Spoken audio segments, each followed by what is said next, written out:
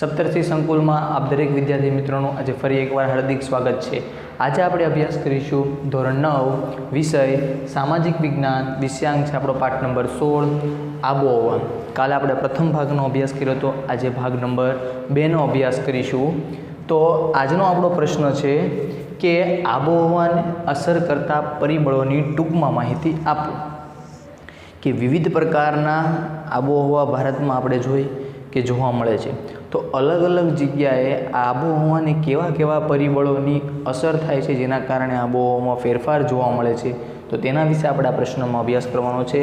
4 માર્કમાં આ પ્રશ્ન મુદ્દાસર પૂછાઈ શકે। તો 5 અલગ અલગ પરિબળો છે આબોહવાને અસર કરતા। પ્રથમ છે અક્ષાંશ, સમુદ્રથી અંતર 2 નંબર। ત્રીજા નંબર ઉપર આવે છે સમુદ્રની સપાટીથી કેટલી ઊંચાઈ છે જે તે સ્થળની, વાતાવરણીય દબાણ અને ત્યાં કેવા પવનો હોય છે, અને 5 નંબર ઉપર આવે છે ભૂપૃષ્ઠ। કે આ ત્રણેય અલગ અલગ પ્રકારના પાંચેય અલગ અલગ પ્રકારના પરિબળોને આધારે આપણે જોઈએ કે આબોહવાની કેવી કેવી અસરો અલગ અલગ જગ્યાએ થાય છે। તો પ્રથમ જોઈએ અક્ષાંશ, કે આબોહવાના તત્વોનું વિતરણ મહદ અંશે અક્ષાંશોને અનુસરે છે। કે કયા અક્ષાંશમાં જે તે દેશ આવ્યો છે, જે તે પ્રદેશ આવ્યો છે, એને આધારે ગણીએ તો એના આબોહવાની અસર વર્તાતી હોય છે। તો એવું કહે છે કે ભારતને કર્કવૃત્ત 23°30 ઉત્તર અક્ષાંશ વૃત્ત, એટલે કે આ તેને કર્કવૃત્ત લગભગ આપણે ગણવા જઈએ તો 2 ભાગમાં ભારતને વિભાજિત કરે છે। કે એક ભાગ ઉત્તરનો, એક ભાગ દક્ષિણનો, એવી રીતના 2 ભાગમાં ગણીએ તો વિભાજિત કર્કવૃત્ત કરે છે। કર્કવૃત્તની દક્ષિણનો ભાગ ઉષ્ણકટિબંધીય, એટલે કે નીચેનો જે ભારતનો ભાગ છે એમાં ઉષ્ણકટિબંધ વધારે લગભગ હુંફાળી આબોહવા તમને જોવા મળે, જ્યારે ઉત્તર ભાગ સમશીતોષ્ણ કટિબંધમાં આવે છે, તેથી ત્યાં આ વિસ્તારો ઠંડકવાળા રહે છે। આ પ્રથમ વાત થઈ, અક્ષાંશ આબોહવાને અસર કરે છે। બીજું આવશે સમુદ્રથી અંતર, કે જે તે વિસ્તાર આવેલો છે એ વિસ્તારનું સમુદ્રથી કેટલું અંતર છે, કેટલા કિલોમીટર કેટલું દૂર છે, એને આધારે પણ ત્યાંની આબોહવામાં ફેરફાર જોવા મળતો હોય છે। તો સમુદ્રથી અંતરમાં વાત કરીએ તો કેવું કહે છે કે સૂર્યની ગરમી સંગ્રહવાની તથા તેની જે આપલે કરવાની શક્તિ હોય એ જમીન અને પાણીમાં અલગ અલગ હોય છે। કે સૂર્યની જે ગરમી પડે, તાપ પડે, એ પાણીમાં અને જમીનમાં અલગ અલગ પ્રકારનો હોય છે, તેથી ફરક પડી જાય ને કે સમુદ્રની આજુબાજુના વિસ્તારોમાં અલગ આબોહવા, સમુદ્રથી દૂરના વિસ્તારોમાં અલગ આબોહવા। તેથી એવું કહે છે કે જે દ્વીપકલ્પીય ભારતના ભાગોમાં સમુદ્રની કિનારાની અસરથી વાત કરીએ તો ત્યાં 12 માસ સમ આબોહવા જોવા મળે છે। કે દ્વીપકલ્પીય જે ભારતના ભાગો છે, સમુદ્ર કિનારાની નજીકના વિસ્તારોમાં જેટલા ભાગો આવ્યા છે, આ કિનારાની અસરને કારણે ત્યાં 12 માસ આમ જોઈએ તો લગભગ સમ આબોહવા અનુભવાય છે। ઉત્તર ભારતનું મેદાન, જે આપણે ઉત્તરનો ભાગ ગણીએ, ત્યાં સમુદ્રથી દૂર આવેલું હોવાથી ત્યાં ખંડીય આબોહવા એટલે કે વિષમ આબોહવા અનુભવાય છે, બરાબર। કે આવા વિસ્તારોમાં વાત કરીએ તો એના ઉનાળામાં કેવું થાય છે, ઉનાળો ખૂબ ગરમી પડી જાય આ વિષમ આબોહવાને કારણે। ક્યાં કે જે વિસ્તારો ઉત્તર ભારતમાં આવેલા છે અને સમુદ્રથી ખૂબ દૂર છે, આપણે દિલ્હીમાં જોઈએ છીએ કે ઉનાળામાં ખૂબ ગરમી પડે, શિયાળામાં ખૂબ ઠંડી પડે, એટલે ઉનાળામાં ખૂબ ગરમ હોય અને શિયાળામાં ખૂબ ઠંડી પડે છે। શું કામ? કેમ કે ત્યાંની આબોહવા કેવી છે, વિષમ ખંડીય આબોહવા છે, એટલા માટે। દાખલા તરીકે આપણે ઉદાહરણ છે કે મુંબઈ દરિયાની નજીકના વિસ્તારમાં આવેલા, સમુદ્રથી ખૂબ નજીક આવેલું હોવાથી ત્યાં સમ આબોહવા રહે છે, ખૂબ વધારે ઠંડી પણ નહીં, ખૂબ વધારે ગરમી પણ નહીં। પણ દિલ્હીની વાત કરવા જઈએ તો સમુદ્રથી એનું અંતર ઘણું વધી જાય છે, તેથી આપણે જોઈએ છીએ કે આ ઉત્તર ભારતના ઘણા બધા વિસ્તારોમાં અને ખાસ કરીને દિલ્હીમાં ઉનાળા દરમિયાન ખૂબ જ ગરમી પડે છે, જ્યારે શિયાળામાં ખૂબ જ ઠંડીનો અનુભવ થાય છે। આવી રીતના સમુદ્રથી અંતર પણ આબોહવા ઉપર અસર કરતી હોય છે। સમુદ્રની નજીકના વિસ્તારોમાં સમ આબોહવા અને જેમ દૂર જઈએ તેમ ખંડીય એટલે કે વિષમ આબોહવા અનુભવાતી હોય છે। 2 પોઈન્ટ જોયા। ત્રીજો પોઈન્ટ આવશે સમુદ્રની સપાટીથી ઊંચાઈ। આપણે જોઈએ છીએ કે જેમ જેમ જેમ આપણે પહાડી વિસ્તારોમાં જઈએ તેમ આપણે જોતા હોઈએ છીએ કે ત્યાં કેવું વાતાવરણ થઈ જાય છે, ઠંડુ વાતાવરણ, કેમ કે હવાનું દબાણ શું થાય છે, ઘટતું જાય છે. હવાનું દબાણ ઘટવાને કારણે ત્યાં તાપમાન પણ ઘટે છે. તાપમાન ઘટવાને કારણે જેમ ઊંચાઈ ઉપર જઈએ તેમ તમને ઠંડુ વાતાવરણ અનુભવાય છે.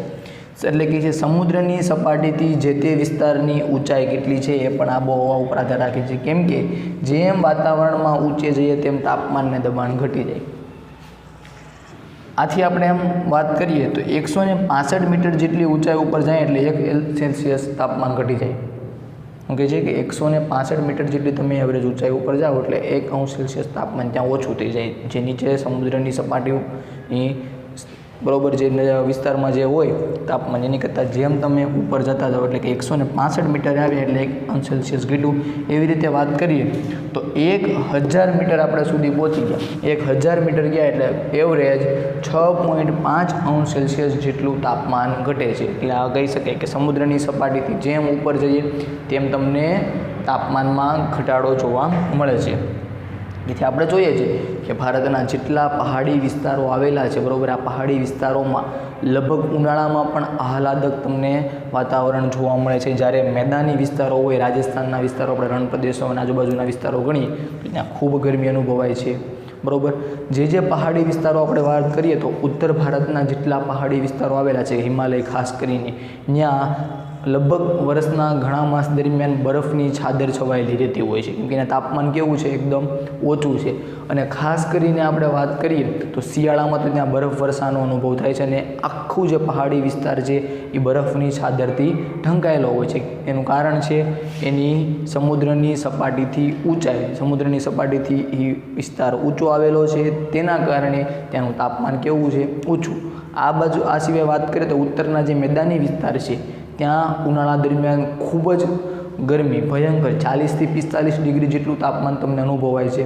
એટલે એ સમુદ્રની સપાટીથી ઊંચો વિસ્તાર નથી, એની લબોલબમાં આવેલો વિસ્તાર છે. જ્યારે એની સપાટીથી સમુદ્રની સપાટીથી ઊંચાણવાળા વિસ્તારો છે તે ઉત્તર ભારતના હિમાલયના ક્ષેત્રની વાત કરીને આ ખૂબ ઠંડી, જ્યારે ઉત્તર ભારતના મેદાનોમાં ખૂબ ગરમી અનુભવાય છે.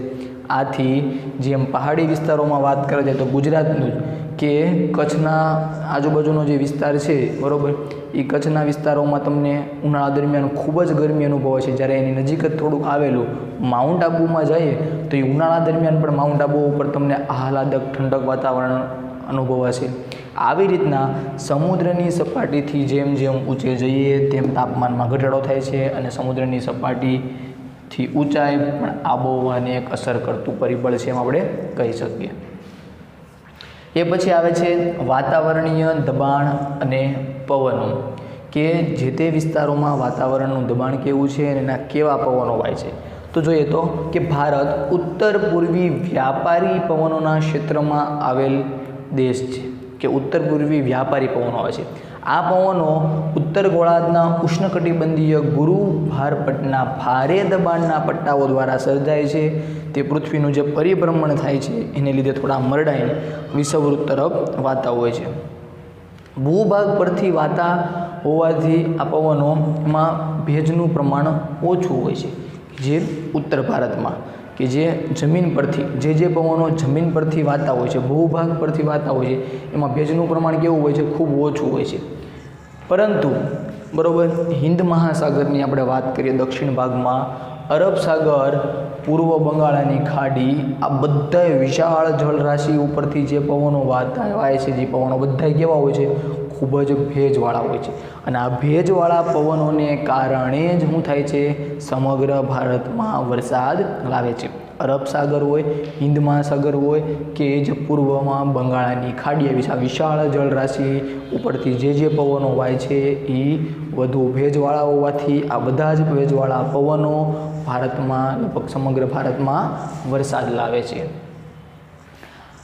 આ સિવાય વાત કરીએ તો શિયાળામાં જે હિમાલયનો પર્વતીય ક્ષેત્રોમાં ભારે દબાણ, તેથી ઠંડા અને સૂકા પવનો દક્ષિણ ભારતના હળવા દબાણવાળા સમુદ્રી વિસ્તારોમાં કે આપણે વાત કરીએ તો શિયાળામાં હિમાલયનો જે પર્વતીય વિસ્તાર છે બરાબર, ત્યાં કેવા જમીન ઉપરથી પવનો વાતા હોય છે અને પવનો ભારે દબાણને કારણે ઠંડા અને સૂકા હોય છે. તેથી આપણે જોઈએ છીએ કે હિમાલયના પર્વતીય વિસ્તારો પર ત્યારે બરફ વર્ષા થાય છે, બરફની છાદર ઢંકાયેલી છે.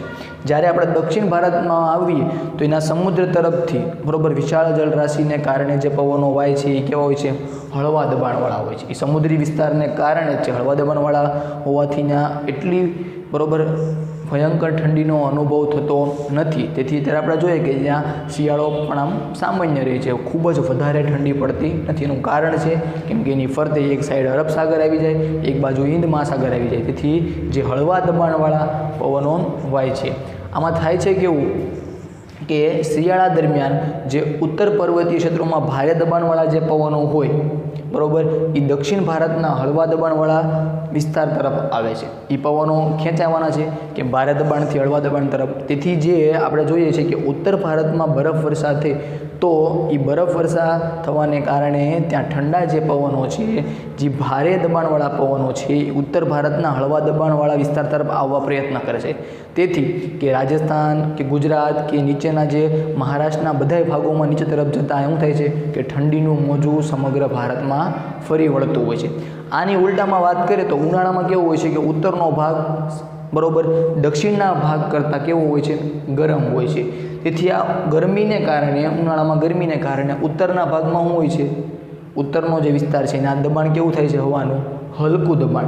જ્યારે દક્ષિણના ભાગમાં સમુદ્રી પવનો વાતા હોવાથી બરાબર ત્યાં હવાનું ભારે દબાણ હોય છે. તેથી આ ભારે દબાણવાળા દક્ષિણના ભાગમાંથી પવનો ઉત્તરના હલકા દબાણવાળા વિસ્તારમાં જાય. તેથી આ પવનો શું થાય છે, સમગ્ર ભારતમાં આખી જે આખી પટ્ટી છે બરાબર દક્ષિણથી ઉત્તર તરફ જવાનીના સમગ્ર રાજ્યોમાં વરસાદ લાવતું હોય છે. આવી રીતના વાતાવરણીય દબાણ અને પવનો પણ આબોહવાને ખૂબ જ અસરો કરે છે. આવી રીતને વાત કરીએ તો પાંચમું પરિબળ એક આવે છે, એ પણ આબોહવાને ખૂબ જ અસર કરતું પરિબળ છે, તો છે ભૂપૃષ્ઠ કે હિમાલય. ઉનાળામાં વાતા જે મધ્ય એશિયાના અતિશય એવા ઠંડા પવનોને રોકીને રાખે છે. કે ઉનાળા દરમિયાન આપણે વાત કરીએ તો સમગ્ર લગભગ ભારતમાં હુંફાળું વાતાવરણ હોય છે, ગરમી પડે છે. એ શું કરે છે કે હિમાલય આવતો હોવાથી ઉત્તર ભારતમાં કે જે મધ્ય એશિયામાંથી અતિશય એવા ઠંડા પવનો આવે છે, પવનોને શું કરે છે, રોકીને રાખે છે. તેથી આપણે ગરમીવાળું વાતાવરણ તમને અનુભવાય છે ઉનાળામાં. વળી ચોમાસામાં શું થાય છે કે આપણે નીચેનો જે હિન્દ મહાસાગરનો ભાગ છે, દક્ષિણ ભાગ, એની તરફથી જે વાતા જે ભેજવાળા પવનો છે, જે ભેજવાળા પવનો જે વરસાદ લાવવામાં મદદરૂપ થાય છે, આવા ભેજવાળા પવનોને શું કરે છે, હિમાલય ઉત્તર ભારતમાં રોકી રાખે છે. અને આ રોકી રાખવાને કારણે શું કરે છે, આ ભેજવાળા પવનો ચોમાસામાં સમગ્ર ભારતમાં વરસાદ લાવે છે. તેથી ભૂપૃષ્ઠ પણ આબોહવાને ખૂબ જ અસર કરે છે. આવી જ રીતે જે પશ્ચિમ ઘાટ છે બરાબર, એ પશ્ચિમ ઘાટ પણ જે આવા ભેજવાળા પવનોને રોકી કાઢે છે અને ભારતમાં જે પશ્ચિમ તટ છે ત્યાં સમગ્ર પશ્ચિમ તટ ઉપર વરસાદ લાવે છે. આવી રીતના ભૂપૃષ્ઠની ઊંચાઈ પણ વાતાવરણમાં આબોહવાની અસર ખૂબ જ કરતી હોય છે. અને આ ભૂપૃષ્ઠને કારણે ખૂબ જ આપણને ઠંડીનો અનુભવ થતો નથી અને સાથે સાથે જે ભેજવાળા પવનોને રોકી કાઢે છે અને આપણને વરસાદનો અનુભવ થાય છે. આવી રીતના આબોહવાને અલગ અલગ આવા 5 પરિબળો અસર કરે છે, જેના કારણે ભારતની આબોહવા આપણે જોઈએ છીએ કે 3 પ્રકારની ઋતુનો આપણે અનુભવ કરીએ છીએ. તો આ સિવાય આબોહવાને અસર કરતા જે બીજા પરિબળો છે, આબોહવા વિશે વિસ્તૃતમાં માહિતી કે જે શિયાળો હોય, ઉનાળો હોય અને ચોમાસા વિશે માહિતી આ પછીના ભાગમાં કરીશું.